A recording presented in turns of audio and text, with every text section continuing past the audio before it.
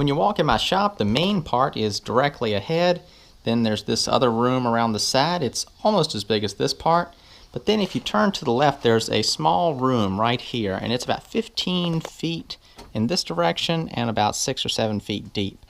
And this is going to be my future turning room, and I'll probably have some other additional storage in it too.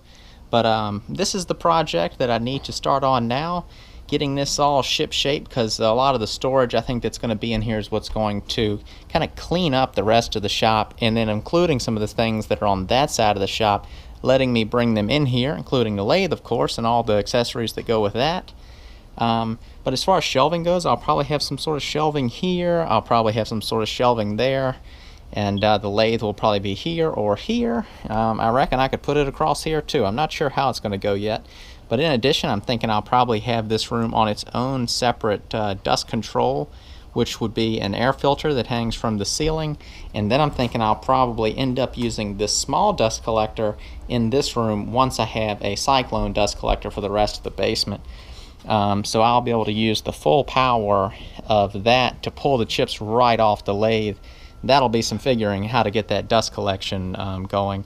But by having this in its own separate room, it keeps all those chips and dust from flying over into the other part of the shop, which I really like that idea, because when I'm using my duplicator, that thing shoots stuff everywhere. So I'm going to have to really figure out how to just direct those shavings and chips right down into some sort of a chute, and then into my trash can separator, which I can just have right beside the lathe. So I'm kind of excited about sort of just figuring all that out. And all this sort of excitement in general is not so much really about any professional reasons, me making my furniture, but is just for myself. It'll be fun, and for the YouTube channel in general. I think that people will really like to see something starting out like this, as rough as this is, and then transition into something that's a nice usable space that you can enjoy working in. So that's it for this sort of little walkthrough, and just need to get this room cleaned up now.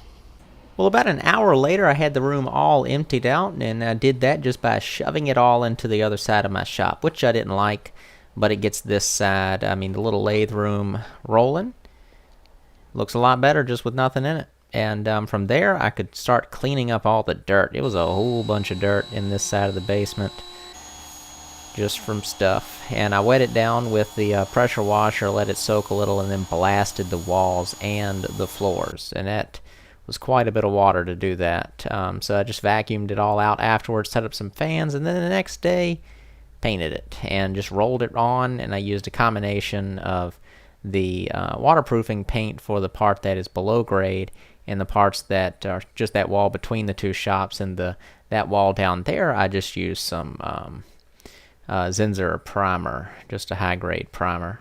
And there's the floor. You can see that that's pretty rough, and my ideas were to, first I was thinking I could just pour another thin slab on top, but I didn't want to wait for that, and I didn't want the potential problems that could come with that, so I just made me a little wood-framed floor and floated that over the top, which I like, because in the end that gives me a plywood floor.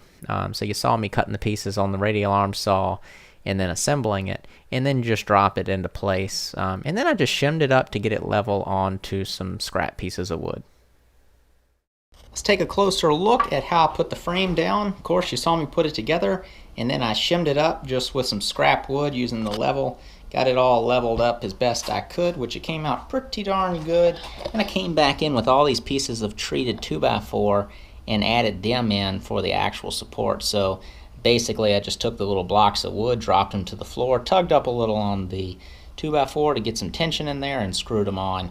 And then right here you can see I've got a concentration of them, and that's because the lathe will go along this wall, and then it'll hold me standing here.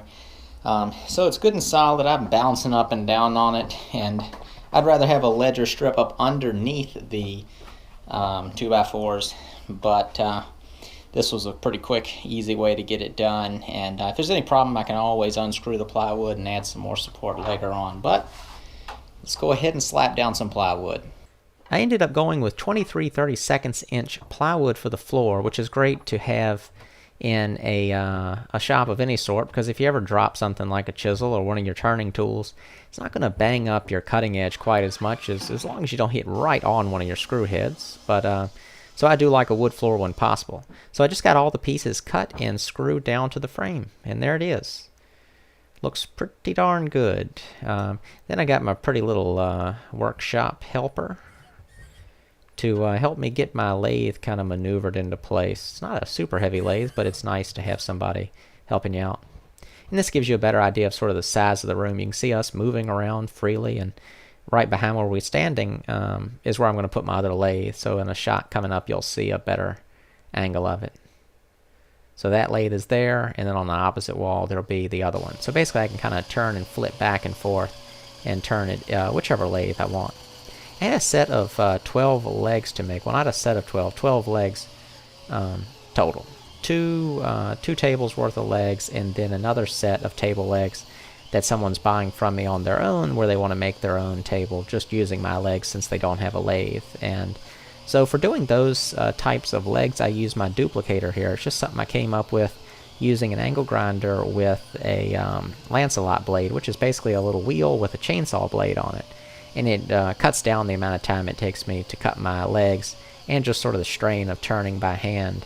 I'll use this little duplicator for several hours turning lots of legs at once, whereas you wouldn't be able to turn that much and not wear yourself out too much doing it by hand. No sharpening of chisels or anything. It just simplifies the process.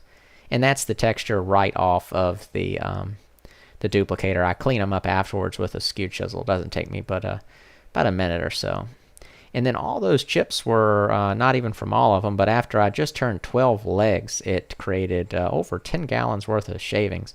So that's going to be one of the things I mentioned, is figuring out a good way to collect chips. And if you want to see more on that duplicator, I did make a video about it, and then another video talking about sharpening, which I demonstrate using it again in that too. So that's all for this video. I hope you enjoyed it. There'll be much more to come on the rest of the shop and the turning room in particular. So just follow along. And if you're not a subscriber to the channel already, you can click the red button on the screen now, and you'll get updates when I post future videos. Thanks for watching.